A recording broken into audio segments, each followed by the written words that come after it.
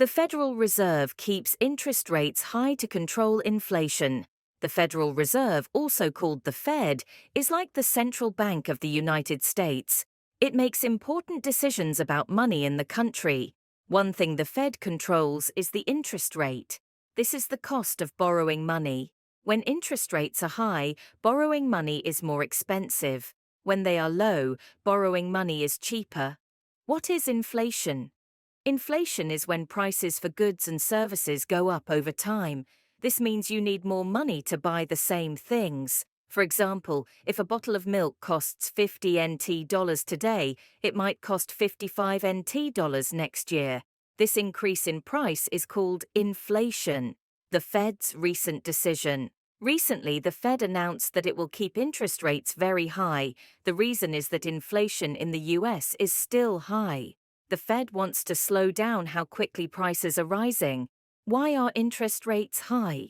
The Fed keeps interest rates high because high interest rates can help slow down inflation. When interest rates are high, people and businesses borrow less money because it costs more. When they borrow less, they spend less. This helps to slow down the rise in prices. The Fed's statement. On Wednesday, the Fed said that inflation is still too high. They do not plan to lower interest rates until they see that prices are rising more slowly. The current interest rate is about 5.3%, the highest in 20 years. Recent economic reports. Some recent reports showed that prices and economic growth are higher than expected. This made the Fed worry that inflation is not going down as they hoped. High interest rates and persistent inflation could also be a problem for President Joe Biden's re-election. Fed Chair Jerome Powell's comments. Jerome Powell, the chair of the Fed, said that inflation has not made much progress toward their goal of 2%. He said it might take longer than expected to feel confident that inflation is under control. Powell is still hopeful that inflation will go down this year. Market reaction. Wall Street traders were initially happy about the Fed's comments, hoping for lower rates later this year. However, stock prices did not change much by the end of the day.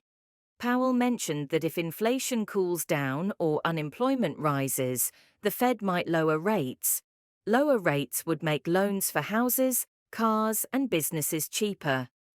Conclusion. The Fed's main message is that they need more evidence that inflation is slowing down before they start cutting rates. This is a change from their last meeting when they expected to lower rates 3 times in 2024. Now they expect only one rate cut this year, probably in November.